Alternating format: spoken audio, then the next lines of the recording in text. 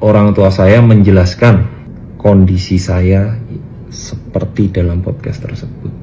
Dan di sana Erika sudah berkata kepada orang tua saya bahwa dia bisa menerima kondisi saya. DJ Panda akhirnya muncul memberikan klarifikasi di tengah pengakuan kehamilan Erika Carlina. Ia menjelaskan kronologi hubungannya dengan Erika yang berawal dari interaksi di TikTok hingga terungkapnya kehamilan Erika. Ia merinci bagaimana ia berusaha bertanggung jawab setelah Erika menyatakan hamil, termasuk melibatkan orang tuanya dan bersedia menikah. Namun, hubungan tersebut berakhir karena perselisihan kecil dan penolakan Erika untuk melanjutkan, meskipun ia telah menunjukkan keseriusan dengan membeli cincin. Akhirnya, DJ Panda menyampaikan permohonan maaf atas kesalahpahaman atau perkataannya yang menyakitkan, terutama setelah masalah ini mencuat di publik. Sebelumnya, saya minta maaf kepada pihak-pihak yang terkait terhadap masalah ini. Kenapa sampai saat ini saya baru bisa buka suara? Karena nama saya sudah disebut.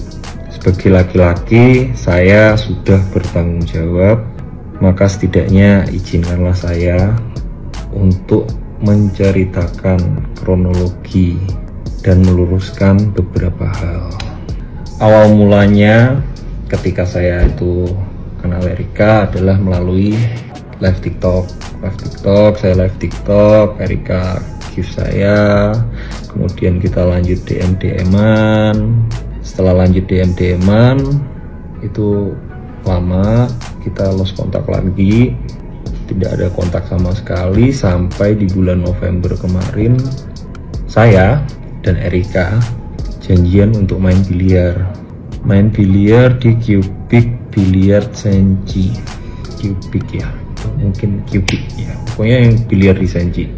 Di sana kita minum-minum, teman Erika ada yang datang juga minum. Selesai dari Cubic kita lanjut karaokean. Di karaokean kita minum-minum. Pada saat itu sebenarnya saya sudah merasa mabuk karena saya sudah tidak pernah minum alkohol lagi, dan sebenarnya saya tuh nggak doyan sama alkohol. Saya udah berhenti minum. Ketika itu saya minum lagi, dia minum pasti mabuk banget. Dari sana lanjut lagi. Di sana tuh lanjut lagi ke Swill House kita minum lagi, ke Swill House, keluar dari Swill House lanjut lagi ke Su minum lagi sampai dari private room minum lagi karena aku udah mabuk banget. Kita diajak pulanglah ke kediaman Erika. Dibilang jangan pulang, kan mabuk, di sini aja. Oke. Besokannya saya kan punya job di Batam. Keesokan harinya saya berangkat ke Batam. Pada saat itu kita masih intens, cacatan kita masih intens, kita masih video call bareng gitu kan, Tiba-tiba Erika ini samperin aku, saya tidak tahu. Tiba-tiba Erika itu samperin aku udah sampai di Batam. Akhirnya nemenin saya perform, minum juga. Setelah saya perform itu minum juga, pulang bareng. Esokan paginya saya berangkat ke Batu Raja. Kok Batu Raja ya? Mana ya? Jambi. Esokan harinya saya berangkat ke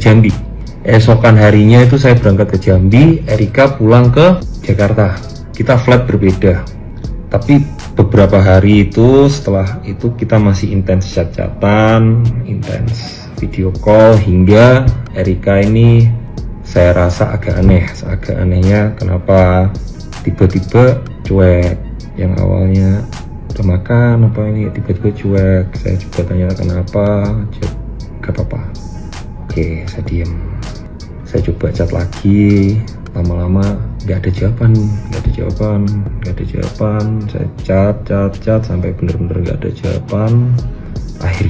aku chat panjang, kamu nih kenapa sih sebenarnya, ngomong kalau ada apa-apa itu ngomong, coba jelasin ada apa. Di sana dia marah karena dia marah dengan alasan yang tidak jelas. Menurut saya itu ya ini tuh ada masalah apa sih, nggak jelas. Akhirnya saya cuma jawab dengan emot senyum. Ya sudah. Tiba-tiba setelah itu kita nggak ada kontak sama sekali. Di tanggal 30 Desember itu, 1 hari sebelum saya main di Medan untuk acara New Year, Erika telepon. Pertama nanya lagi apa. Oh enggak lagi apa-apa. Kenapa? Aku hamil. Dia mengutarakan bahwa dia itu hamil. Pada saat itu karena saya juga syok dan saya masih ada pekerjaan, saya bilang, oke, kamu di rumah sakit mana? Saya akan datang, tapi saya mau selesaikan perform besok dulu. Nggak apa-apa kan? Nggak apa-apa, oke. Di hari yang sama saya langsung telepon orang tua saya jelaskan, Pak, ini hamil. Terus orang tua saya memutuskan, ya sudah ayo berangkat ke sana. Oke. Singkat cerita, kita berangkat. Saya dengan orang tua saya berangkat ke sana. Orang tua saya menjelaskan kondisi saya seperti dalam podcast tersebut. Dan di sana Erika sudah berkata kepada orang tua saya bahwa dia bisa menerima kondisi saya. Kemudian orang tua saya ya bilang, ya sudah jalanin aja. Oke, akhirnya kita jalanin. Setelah kita jalanin, kita berantem. Pertama kali kita berantem adalah masalah charger, masalah kabel charger, guys. Jadi pada saat itu kabel charger saya kan nggak ada, dia itu pinjemin kabel chargernya dia, karena kan itu kan aku kan berangkat keluar kota. Nah, setelah selesai perform, saya buru-buru pulang, terlebih dahulu pulang untuk temani Erika, karena saya tahu posisinya lagi hamil. Saya selesai perform, saya ambil flight yang paling pagi untuk temanin Erika. Saya capek, masih apa, saya temanin Erika. Erika udah nanya kabel charger di mana. Saya juga belum istirahat kan posisi saat itu kan. Saya pokoknya fokus temenin dia aja, deh. Kabel charger di mana? Ada kok. Aku jawab gitu, ada kok. Kasih tahu asisten kamu ya, suruh cari itu kabel charger. Bilang Erika marah. Pada saat itu saya juga tersulut emosi. Saya bilang, ini apa-apaan? Cuman masalah kabel charger aja marah. Selesai masalah itu, kita diem. Akhirnya perbaikan lagi, jalan lagi. Setelah jalan lagi, pagi hari kita mau keluar bareng. Di pagi hari itu kita mau keluar bareng, karena pada saat itu celana panjang saya itu semua lagi dicuci. Saya bilang, apa aku pakai celana pendek aja ya? Yang agak saya shock pada saat itu, dia berkata kepada saya, kamu tahu nggak jalan sama siapa? Kok bisa-bisanya pakai celana pendek? Jujur, pada saat itu saya sangat terpukul gitu kan. Tapi saya berusaha positive thinking. Oh mungkin karena ini hormon ibu hamil. Saya diam, saya keluar dari kamar, saya ngerokok, saya mencoba tenangin diri. Kemudian saya berusaha untuk masuk lagi ke kamar tersebut.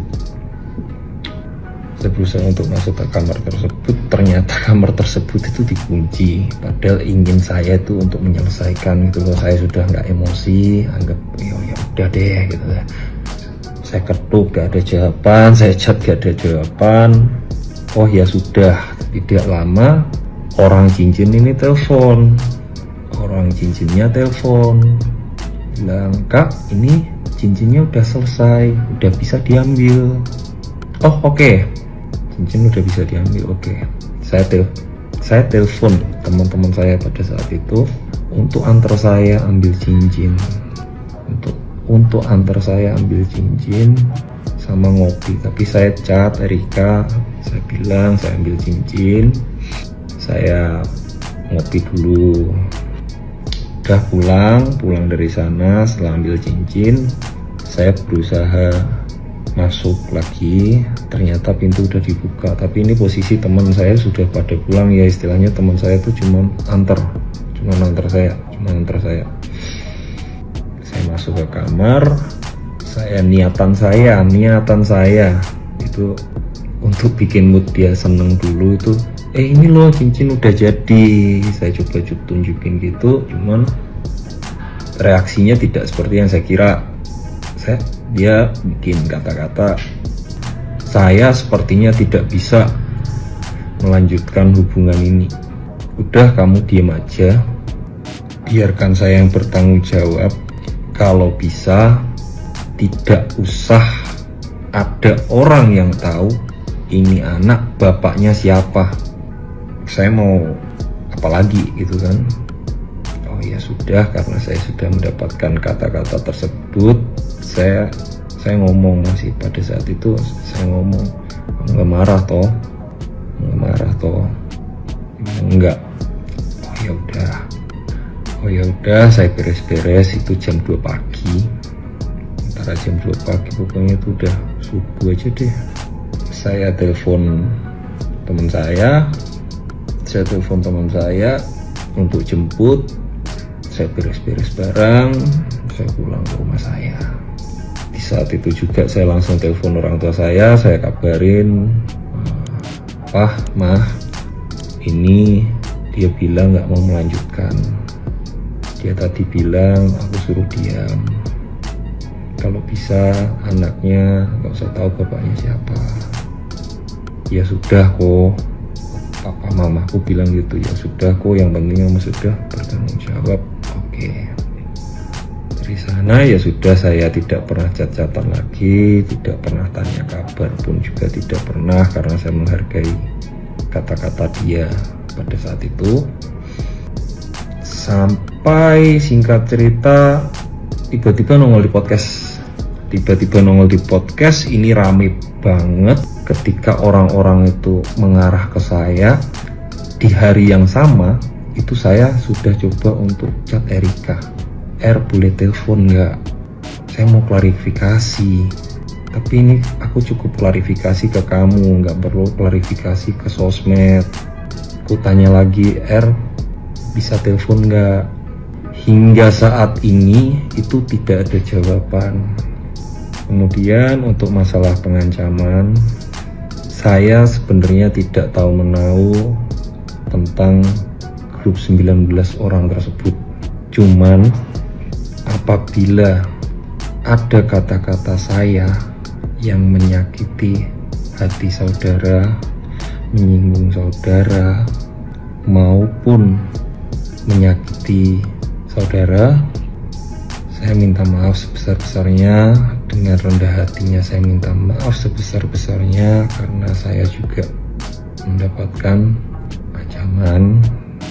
Saya mungkin juga sedang emosi, saya kilaf, saya dapat dorongan dari luar. Sekali lagi saya mohon maaf sebesar-besarnya. Sekian klarifikasi saya minta maaf banget buat fans saya minta maaf banget sudah mengecewakan sekali. Terima kasih selama ini sudah selalu support saya. Terima kasih buat orang-orang yang sudah support saya. Saya cuma ingin meluruskan hal-hal yang bisa diluruskan.